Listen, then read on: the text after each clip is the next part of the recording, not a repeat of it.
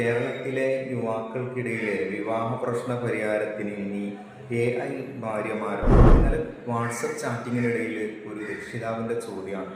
വളരെ നിസ്സാരമായിട്ടൊക്കെ തോന്നുമെങ്കിലും വളരെ ഗൗരവമേറിയിട്ടുള്ള ഒരു ചോദ്യമാണത്. ഇന്ന് നമുക്കറിയാം, കേരളത്തിൽ ഒരു 1000 പുരുഷന്മാർക്ക് 1084ഓളം സ്ത്രീകൾ ഉണ്ട് എന്നുള്ളതാണ് കേരളത്തിൻ്റെ സ്ത്രീ പുരുഷാനുപാതം. നല്ല കഴിവുള്ള, ഉഷിരുള്ള, നല്ല ജോലിയുള്ള, നല്ല വീടുകളൊക്കെ ഉണ്ടാക്കിയിട്ടുള്ള നല്ല യുവാക്കൾ പോലും ഒരു വിവാഹത്തെ തേടുന്ന സമയത്ത് അവർക്ക് അനുയോജ്യമായിട്ടുള്ള ഭാര്യമാരെ ലഭിക്കുന്നില്ല എന്നൊരു പരാതി വ്യാപകമാണ്.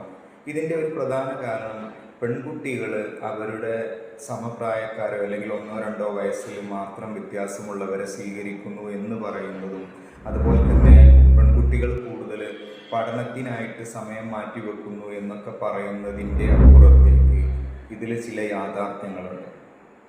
കാലം ഒന്നിനും കണക്ക് പറയാതെ അവസാനിക്കില്ലെന്ന് പറഞ്ഞു തന്നെ സ്ത്രീധനത്തെ പേടിച്ചും പെൺകുട്ടികൾ വീട്ടിലിരുന്നാലുണ്ടാകുന്ന പ്രയാസങ്ങളെ ഒക്കെ പേടിച്ചുകൊണ്ടും പലരും പല ഏജിലുള്ളവർക്കും, പല സ്ഥലങ്ങളിലുള്ളവർക്കും, പല സംസ്ഥാനങ്ങളിലുള്ളവർക്കും ഒന്നിൽ കൂടുതൽ ഭാര്യമാരായിട്ടും ഒക്കെ കല്യാണം കഴിച്ചു കൊടുത്തപ്പോൾ ഉണ്ടായിട്ടും കൂടെയുള്ള കൊണ്ടൊക്കെ തന്നെ ഒരു 2-3 വർഷത്തേക്കുള്ള പെൺകുട്ടികളുടെ ആ കുറവ് നമുക്ക് നികത്താം. ഏറ്റവും പ്രധാന ഒരു പരിഹാരം പഠന വിദഗ്ധർ പറയുന്നത് പോലെ ആൺ-പെൺ ഏജ് വ്യത്യാസത്തിൻ്റെ പ്രാധാന്യം മനസ്സിലാക്കിക്കൊണ്ട് നേരത്തെ തുടർന്നു പോന്നിരുന്ന ഒരു സംവിധാനത്തിലേക്ക് മാറുക എന്നുള്ളത് മാത്രമാണ്.